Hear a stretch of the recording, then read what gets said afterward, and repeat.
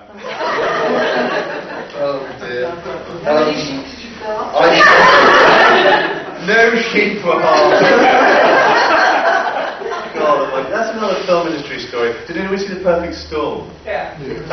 So Wolfgang Petersen directed The Perfect Storm, and I saw an interview with him, and they shot it in Gloucester, Massachusetts. I read the book and just was chilled by it, because that story just was completely familiar to me, not obviously from Gloucester, but from Cornwall. When the Penny lifeboat went down a few years ago, it went down outside my house. I mean, literally in front of the house. It was extraordinary, awful stuff. And the damage that did to the local community was just horrifying. I mean, because it was all family.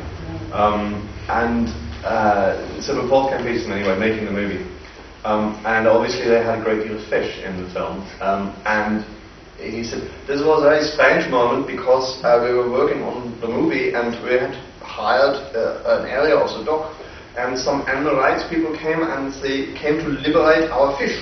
And we had some fish on ice for the movie, and they took the fish to release them, and I'm running down the street after them shouting, these are rubber fish! I love them fish, they are all from latex. And here on the dock next door to where we are making the movie, there are fishermen with fish. And I'm not liberating these fish, they are liberating my latex goddamn fish.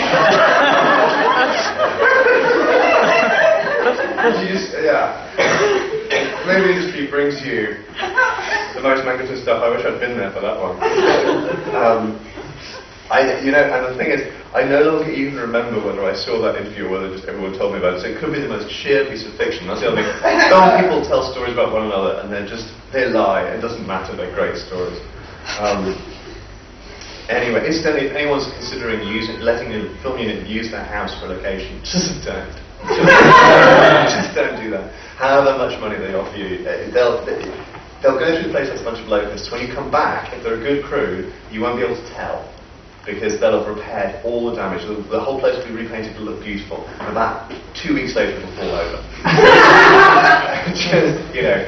Because it's all about temporary fixes with film. I had my house done up by a bunch of guys who usually make sets for magazine shoots. And it was perfect. It was all sublime, except that they did a couple of things like you couldn't get under the bath. They tiled the bath in completely. You couldn't get access to the pipes because where they're working, you just take the wall away because it's a set. Anyway, I have to say they did the best job ever, apart from a couple of goofy things like that. So anyway, obviously in the Gone Away world, a lot of the world goes away. There's a moment when the heroes find out that their home is one of the places which is still around, and they have had no idea for probably 4 or 5 years, I think. A cherry pie is not something which ages well. It is ephemeral. From the moment it emerges from the oven, it begins a steep decline, from too hot to edible to cold to stale to mouldy, and finally to a post-pie state where only history can tell you that it was once considered food. The pie is a parable of human life. But this pie had been subjected to the kind of abuse which no pastry of any kind should have to put up with. It had been tempest-tossed. It had been a brave pie, but ultimately an ordinary one. It was not a pie of steel. It had split and withered. The filling had smeared the outer skin with red sugary juices. This pie was a casualty. The only thing to be done was to put it in the ground with other brave pies and give it honour, and say a prayer for its humble and unselfish short-crust soul. And that prayer would be well deserved, earned in battle and paid for in confectionary suffering, because this pie, fallible and ultimately unequal to the mighty task set before it, a task beyond what is achievable by mortal pies, bore a message from far away.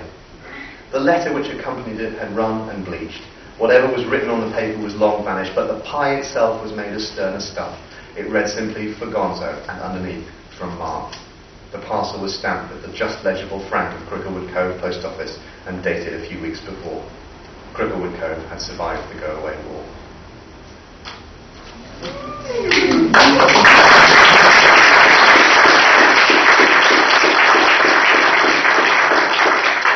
I think I'll stop with the reading. I guess we've got a couple of minutes if anybody's got a question.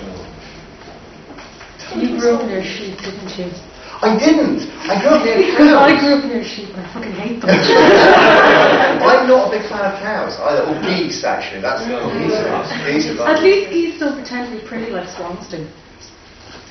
Yeah, I'm not geese, swans. You know, but the woman who was running the farm around the corner from where I was when I was growing up, she just said, "Have you got a crowbar?" And that was her response to geese and swans. Oh! You just absolutely clip them across the head. They won't suffer. They've got that thick skull. They just go, yeah, crowbar, fine. But they do at least sort of show some respect after that. When I drive down to my parents' place, usually the geese will attack the wheels of my car as I'm driving through. Geese are unbelievable. There we go, were-geese. Discussion from this morning, what's scarier than werewolves? Were-geese. Unfortunately, we are running out of time. There we go, that's it. Thank you very much, Nick.